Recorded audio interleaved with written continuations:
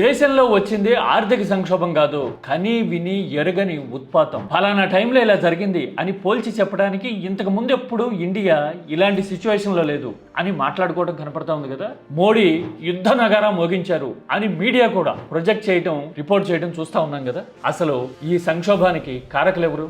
World wide గా మరో 40 దేశాల్లో కూడా కీలకమైన చర్యలు తీసుకున్నారు, పొదుపు తప్పనిసరి అని మీడియా మానసికంగా మనల్ని ట్యూన్ చేస్తా ఉంది. నిజమైన ఆ లాజిక్? వాస్తవాలు తిరిగేద్దాం, ఆధారాల వారీగా చూద్దాం. కొద్ది నెలల ముందే ఇలాంటి పరిస్థితి వస్తుంది అని చెప్పింది ఎవరో తెలుసుకుందాం. దాంతో పాటు గడ్డు కాలం నుంచి గట్టెక్కాలంటే ఎలాంటి చర్యలు కావాలో, ఇండియా ముందున్న ఏకైక మార్గం ఏంటో కూడా with facts, comparisons and contemporary economic scenarios ని బట్టి చూద్దాం. ఇది కేవలం రాజకీయ ఆర్గ్యుమెంటో లేదంటే ఫలానా పార్టీకి అనుకూలంగానే ఇంకో పార్టీకి వ్యతిరేకంగానో చేసే తుచ్చమైన ఆర్గ్యుమెంటో కానే కాదు. దేశానికి సంబంధించిన విషయం భవిష్యత్తుని డిసైడ్ చేయబోయే పాయింట్ కదా. అందుకోసమే వాస్తవాలు తెలుసుకుందాం, నిక్కచ్చిగా ఆధారాలతో సహా నిజాలు చూద్దాం. हमारी इकोनॉमी को जबरदस्त नुकसान होने वाला है। पेट्रोल डीजल का संयम से इस्तेमाल करना, तेल खाना कम करें, हम फर्टिलाइजर का उपयोग कम करके विदेशी मुद्रा भी बचा सकते हैं।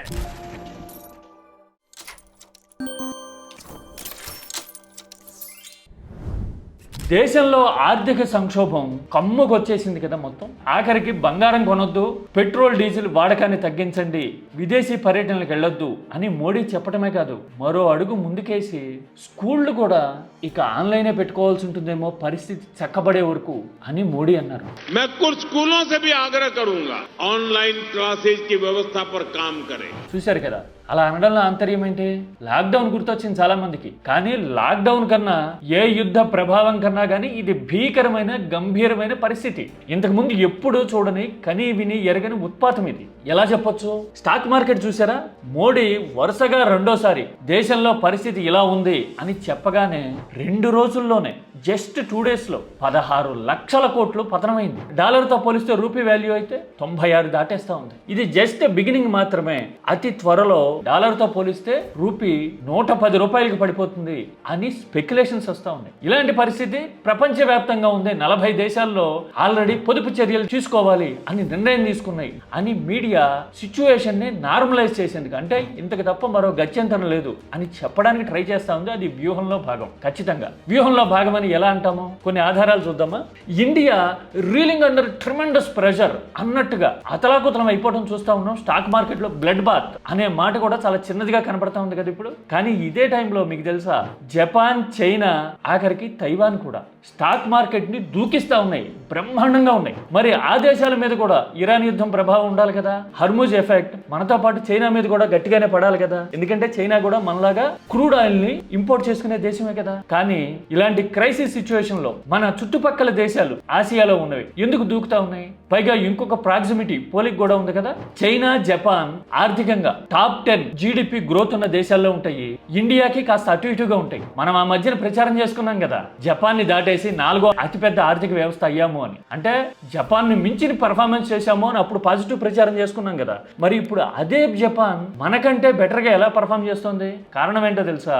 మనం జపాన్ ని దాటాము క్షణకాలం అని అప్పట్లో ప్రచారం చేసుకున్నాము, పాజిటివ్ కాబట్టి పబ్లిసిటీ చేసుకున్నాం. కాకపోతే అది కాలక్రమేణా సహజంగా జరిగిన మార్పు.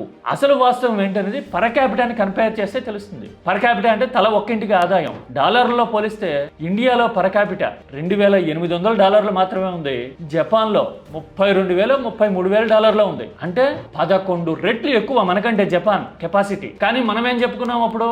అసలు ఇదంతా మన ఘనతే, జపాన్ ని దాటేశామని చెప్పుకున్నాం. తీరా చూడబోతే ఇప్పుడు మళ్ళీ స్లిప్ అయిపోయాము. ఎందుకంటే మన పర్ఫార్మెన్స్ కాలక్రమేణా జరిగింది కానీ మన ప్రతిభ వల్ల, మన టాలెంట్ వల్ల, మన ఆర్థిక విధానాల వల్ల జరిగింది కాదు అని చెప్పడానికి ఈ న్యాచురల్ ప్రోగ్రెస్ తిరుగులేని ఉదాహరణ. ఇక చైనా అయితే దీర్ఘకాలిక వ్యూహం ఉంది, ఆర్థికంగా తెలివైన దేశం, పైగా రష్యాతో బ్రహ్మాండంగా సంబంధాలు నడుపుతా ఉంది, క్రూడ్ ఆయిల్ రష్యా నుంచి కొనుక్కుంటా ఉంది.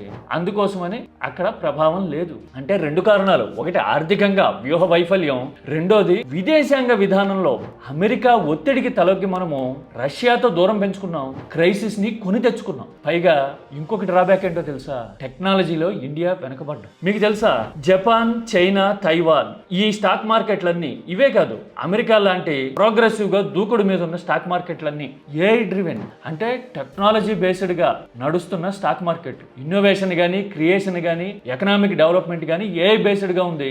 ఏఐలో వాళ్ళు లీడర్స్ కాబట్టి వాళ్ళ ఆర్థిక వ్యవస్థ భద్రంగా ఉంది. కావాలంటే చెక్ చేసుకోండి, మీరు వెరిఫై చేసుకోండి. అంటే ఒకటి సంక్షోభం దెబ్బ కొట్టింది, టెక్నాలజీలో వెనకబడి ఉంది ఇండియా. ఈ రెండింటికి తోడు మన దగ్గర ఆర్థిక వ్యూహం లేదు. అందుకోసం ఇప్పుడు ముప్పేట దాడి అన్నట్టుగా ఇండియా మీద దెబ్బ పడతా ఉంది కదా. మనలో చాలా మంది వాస్తవాలు మాట్లాడుకోవడానికి సిద్ధంగా లేము, తెలుసుకోవడానికి, యాక్సెప్ట్ చేయడానికి ఇష్టపడట్లా. ఎందుకంటే పొలిటికల్ ఇంప్లికేషన్స్ మనకి, అప్లికేషన్స్ మనకి. మనం ఫలానా పార్టీ జెండానో ఎజెండానో మోయాలనుకుంటాం, మూర్ఖంగా వాదించడం అలవాటు చేసుకున్నాం. పిటిబుల్ సిచ్యువేషన్. దానివల్ల దేశం మూల్యం చెల్లించుకుంటా ఉంది. ఈ మాట ఎందుకు చెప్తున్నాను తెలుసా?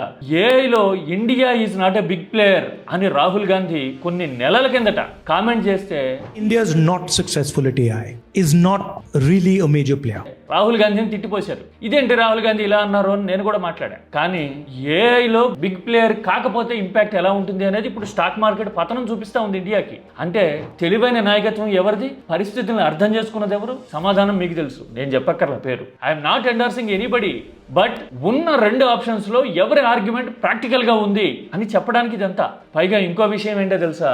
ఇలాంటి క్రైసిస్ సిచ్యువేషన్ వస్తే అన్ని వైపుల నుంచి క్లూలెస్, హ్యాండ్స్ అప్ అనే సిచ్యువేషన్ కదా. హ్యాండ్స్ అప్ అని ఎందుకంటున్నా?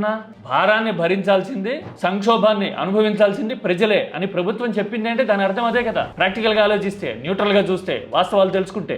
మరి దీనికి విరుగుడేంటి? ఎవరన్నా ప్రపోజ్ చేస్తా ఉన్నారా, మాట్లాడుతూ ఉన్నారా? ఎంతసేపు ఎవరి చేతకాందనమో అర్థమవుతా ఉంది. సీరియస్నెస్ ఏంటో స్కూళ్ళకి కూడా ఆన్లైన్ పెట్టాలి అంటే అర్థం ఏంటి? రాబోయేది పెను విపత్తు అన్నట్టు. మరి ఇలాంటి విపత్తు నుంచి బయటపడడానికి మార్గాలు ఏమున్నాయి? రఘురామ్ రాజన్ గుర్తున్నారా మీకు? మోడీ జమానా మొదలైన రోజుల్లో ఆర్బీఐ గవర్నర్ గా పనిచేశారే. కాంగ్రెస్ ఏరి కోరి ఆయన్ని తెచ్చుకుంది.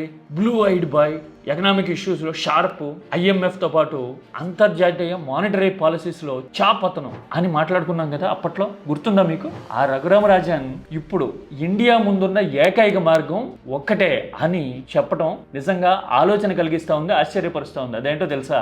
FDI, foreign direct investment. Foreign direct investment show that we are a country worth investing in. ఇప్పుడు గనక ఫారిన్ డైరెక్ట్ ఇన్వెస్ట్మెంట్ ని ఇండియా ఆకర్షించగలిగితే, రాబట్టగలిగితే, అది ఓడకి లంగరేస్తారు చూసారా, అలా లంగరేసినట్టుగా ఈ సంక్షోభం నుంచి గట్టెక్కిస్తుందట ఆయన చెప్తా ఉన్నారు. ఎందుకు అంటే విదేశీ పెట్టుబడులు వస్తేనే స్టాక్ మార్కెట్ పతనం ఆగుతుంది. స్టాక్ మార్కెట్ పతనం ఆగితే ఎకానమీ స్టెబిలైజ్ అవుతుంది. ప్రపంచం అంతా ఇండియా వైపు చూసి అరే భారీ కంపెనీలన్నీ ఇండియాలో పెట్టుబడులు పెడుతున్నాయా అని ఇండియాని సానుకూలంగా చూడటము, సానుకూలంగా డీల్ చేయడం మొదలవుతుంది. ఈ ఎఫెక్ట్స్ అన్ని, ఇంపాక్ట్స్ అన్ని కల్మినేట్ అయ్యి స్టెబిలైజ్ అయ్యేందుకు అవకాశం ఉంటుంది. మరి అలా ఇన్వెస్ట్మెంట్ ఆకర్షించగలుగుతామా? మన ట్రాక్ రికార్డ్ ఏం చెప్తుంది? దేశంలోకి వచ్చిన భారీ ఫారిన్ డైరెక్ట్ ఇన్వెస్ట్మెంట్ ఏముంది ఈ మధ్యకాలంలో? గత 12 ఏళ్లలో మనం ఓన్లీ విశ్వగురు ప్రొజెక్షన్స్ చేస్తా ఉన్నాము. అసలు అంతర్జాతీయంగా పట్టు బిగించాము, విదేశాంగ విధానంలో తురుము మనం, అసలు మనకి తిరుగులేదు అని ప్రొజెక్షన్స్ చేసుకుంటున్నాం. కానీ ఆర్థికంగా కానీ, వ్యూహాత్మకంగా కానీ, దౌత్యపరంగా కానీ మనం చూపించిన ఇంపాక్ట్ ఎంత? వెరీ లిటిల్ కదా. అంటే విదేశీ పెట్టుబడులు వస్తే స్టాక్ మార్కెట్ నుంచి ఆ నిధుల ఉపసంహరణ, ఏది డాలర్లు వెనక్కి వెళ్ళిపోవడం అనేది తగ్గుతుంది.